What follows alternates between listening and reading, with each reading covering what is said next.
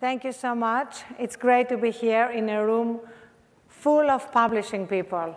That has been for many, many years my first love, ever since my 5th birthday, when my mother always reminds me that I chased the birthday guests away because they were interfering with my reading. So I was lucky when I was 22 to be asked to write my first book, and I wrote back to the publisher and said, I can't write. And he said, can you have lunch? And that was my first publishing lunch. And he offered to subsidize me modestly for a year, very, very modestly. I was living in London at the time. And he said, well, if at the end of that it turns out you really can't write, I've lost, I think it was £6,000. And if it turns out you can, we got a book. So that was my first book, The Female Woman. And I was 23, and 12 books later, we've now taken that love of books and made it part of the Huffington Post with our book section, which for me sums up what is really different about book publishing right now, which is what we are all grappling with in different ways. And this is that books don't end in print. Books don't end with a printed page. Books are conversation starters. And that's really what we can do online better than anywhere else. Now, I don't want to for a moment underestimate the upheaval and the chaos of the last few years, and indeed, in many ways, the last few decades. But also, for me, it's so important for all of us to understand that the world has changed irrevocably. Heraclitus, one of my favorite Greek philosophers, said, you cannot enter into the same river twice. So the more we sort of resist the change, the more we try to go back to some golden age that does not exist, the more we are missing the golden age that does exist right now. And that's the golden age of engagement. For the first time, news consumers and book readers don't just want to read. They want to engage with what they are reading. They want to talk back. They want to continue the conversation with their friends on Facebook, or let others know on Twitter what they are reading, or do it on iPad or on the mobile technology that they love, or in any way. The medium is definitely not the message. And what we are finding is that as we are moving into this moment in our history when everything is being questioned. Has anybody read political news lately? And everything is being questioned beyond politics, about our values, about what matters. That's when we need more than ever the timelessness that books embody. So on HuffPost, we have this feature that we are calling Unplug and Recharge. Because the more connected we are to multiple devices, the more time we spend in front of screens, the more we sort of need to put it all behind us, unplug, and recharge with ourselves, which is where the best ideas still come from. And there is nothing like a book, even a book on Kindle, that tells you unplugging, recharge, connect with something beyond our everyday preoccupations and concerns.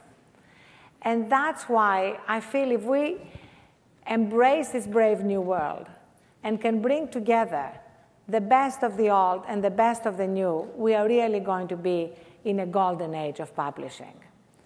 And there are certain things that work so well now that didn't work before. For example, the pub date, this magical pub date, forget about it. The idea that you have 3 weeks between pub date and oblivion. It doesn't have to be that way. The minute you can, the minute you would start sending out galleys to long lead publications, that's when you need to start talking about your book.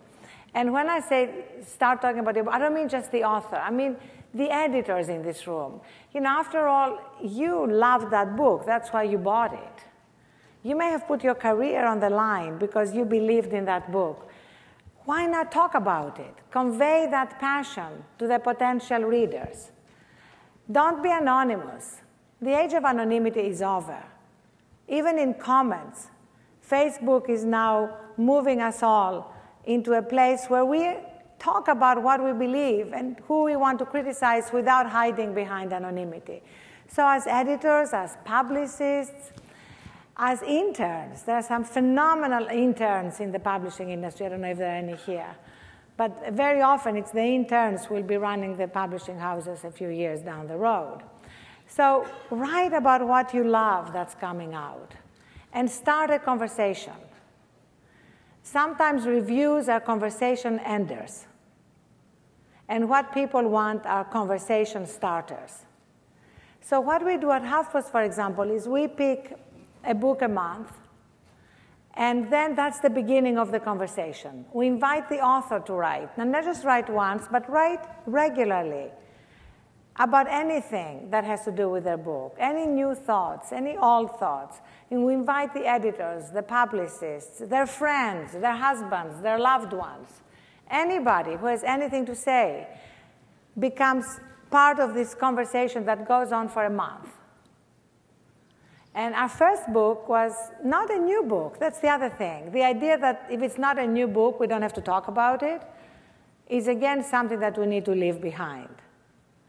And what's happening online is going to encourage us to go on and discover new books and also discover old books that we want to bring back. So the first book that I picked was Carl Honoret's In Praise of Slowness.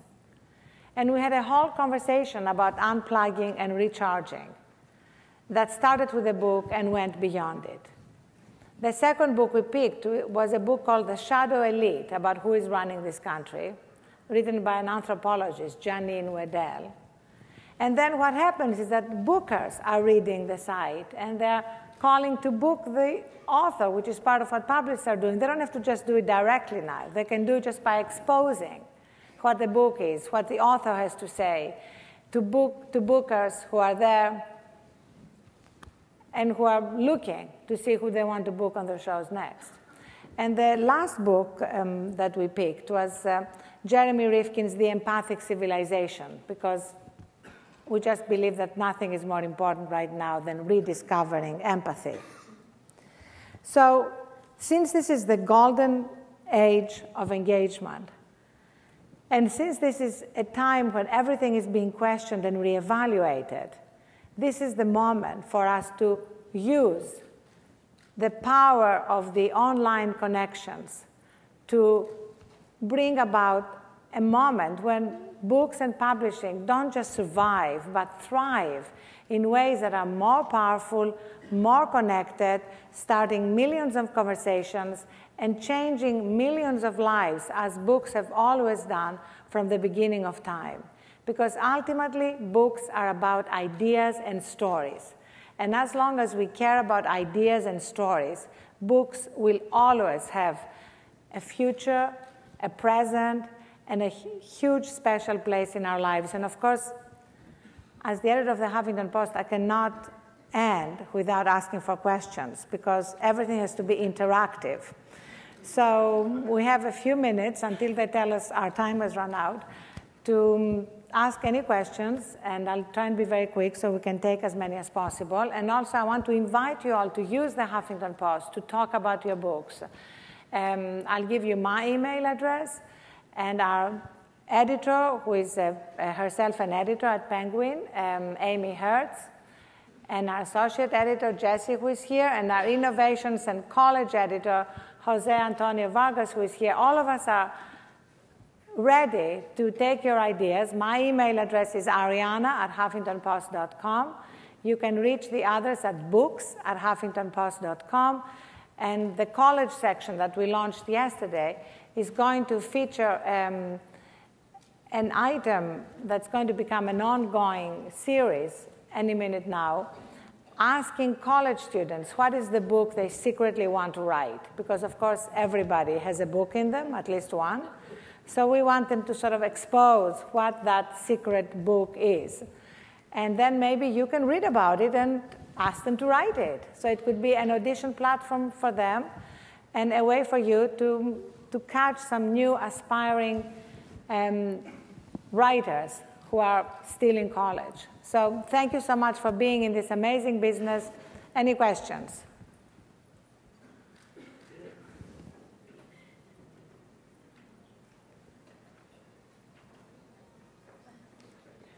You? I guess she's left speechless.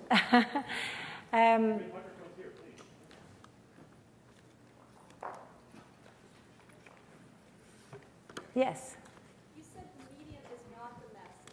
Could you talk about that a little bit more? The question is, when I said the medium is not the message, can I talk about that? What I mean is that it doesn't matter what platform you are reading something on, that the message is platform agnostic.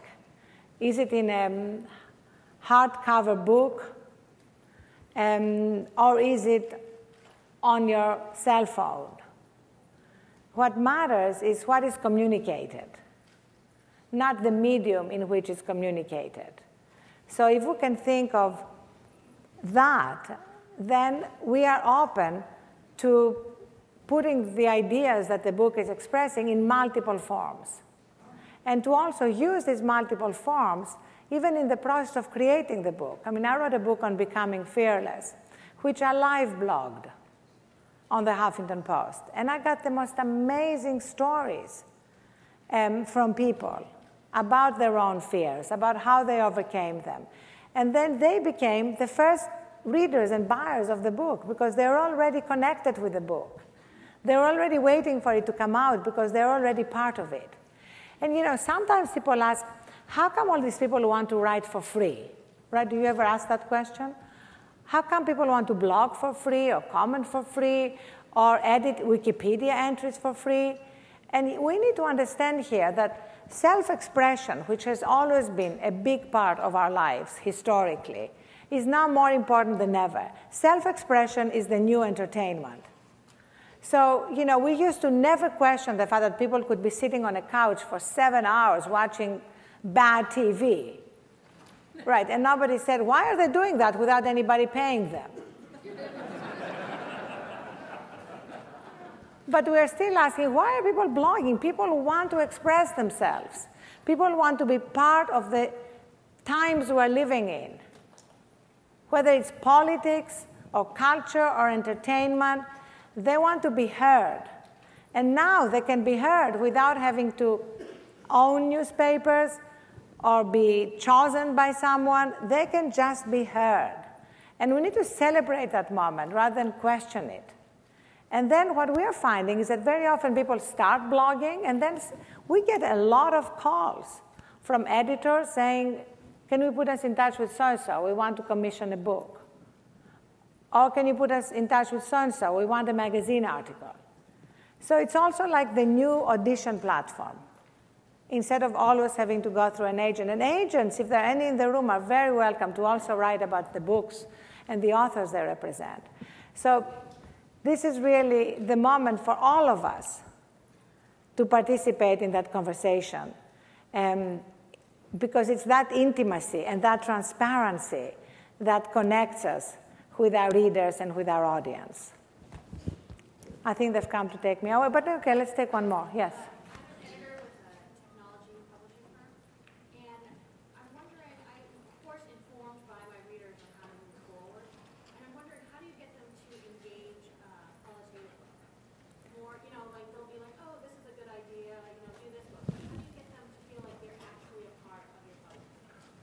How do you get your readers to be more part of the process? Well, what I'm finding is that the more I can write about what I'm thinking and what I'm going through, the more my readers open up themselves. You know, of course, Oprah was the master of that. You know, she told us everything. She told us about her weight struggle. She told us about her childhood. And so we wanted to tell her too. You know, we wanted to respond. I find that when I wrote about the fact that 2 years ago I fainted from exhaustion, I hit my head on my desk, I cracked my cheekbone, I got 5 stitches on my right eye, and I was beginning to reevaluate my life and make sleep incredibly important. That's when we started the Unplug and Recharge section. And I started getting thousands of stories from people about their own experience with sleep deprivation and exhaustion and stress and what it was doing in their lives. The fact that I had opened up about my struggle made others open up back. You know, it's very hard to just be sort of an authoritarian figure asking for people to come to you and tell you their stories. And the more we share of ourselves, the more others will. And that's what I did also with live blogging the book on fearlessness. I talked about my own fears. I didn't just ask people to talk about theirs. So for me, that's the key. The key is the kind of intimacy of friends and the intimacy of conversations. That's why blogging is different than book writing, in the sense that it's less polished. It's first thoughts, best thoughts. It's the way you send an email to a friend, although you do spell check, rather than the way you write a book after it's gone through multiple iterations with your editor.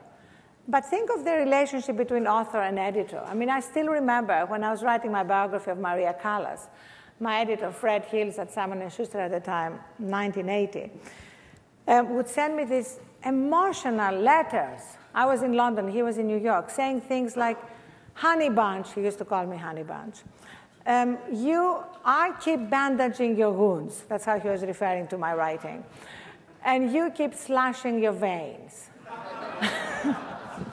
Because I kept arguing with him over editing. Now, that's pretty emotional interaction, right? But that's how editors and authors are about their books. They're little creatures that they're bringing into the world together. And it's the same kind of emotional reaction and relationship that we can have with our readers. So let's continue the conversation. We'd love to continue it on the Huffington Post. Please get in touch with us. You know how to do it. Thank you so much.